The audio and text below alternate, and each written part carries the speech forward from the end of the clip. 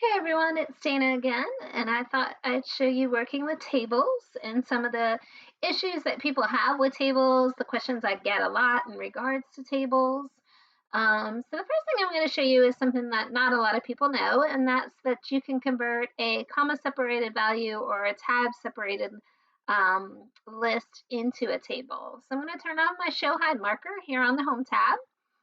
And what that's going to do is it's going to actually show me all the non-printing characters. So anytime you hit a space, it's a little dot. That's a tab right there. That's a tab, tab, tab. So this is a tabbed list right now where they type something in, hit tab, and the next thing. And you can convert a tab list into a table. So I'm going to go ahead and select that. And a quicker way to select that I showed in the first class would be to kind of highlight that way. But I'm going to go ahead and highlight that and come on up to the insert menu. I'm going to go to the table icon and I'm going to convert this text on the page to a table. It automatically picks up that you have 3 columns and that it's going to auto fix the column width. So I'm going to go ahead and say auto fit to window, which just will go from one margin to the other, and it is separating the text every time it sees that tab character. I'm going to go ahead and hit OK. And there you go. I've converted that tab text to a table. Now I don't prefer to actually work with the show hide turned on, so I'm going to go ahead and turn that off so those go away. And I'm going to take my header row here and just format it just slightly different. You can do that on the regular way using the home menu, or more preferred on the design menu. You could do it here because you can do a little bit more with it. All right, but I'm just going to shade those a different color, and that looks great. All right, so now what I really want to show you is some of the things that people get a little bit frustrated with.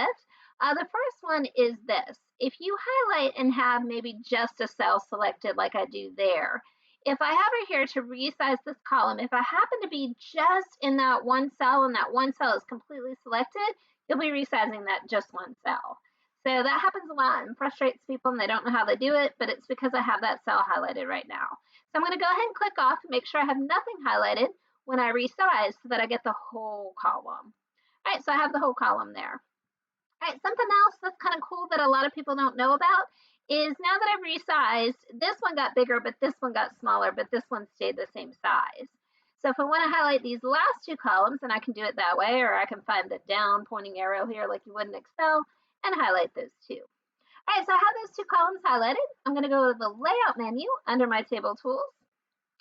And something that I can do is hit this button right here that's called distribute columns, and it'll take the spacing that both of those columns are occupying currently, and it'll make them equal. So if I hit distribute columns, voila, looks beautiful. All right, next issue area that people have with tables is this, and I'll create it. It goes off the page. I don't know how many times I have people that say, I have these tables that are off the page, and as you can see, I can't get to it. It's really, really hard to get to it.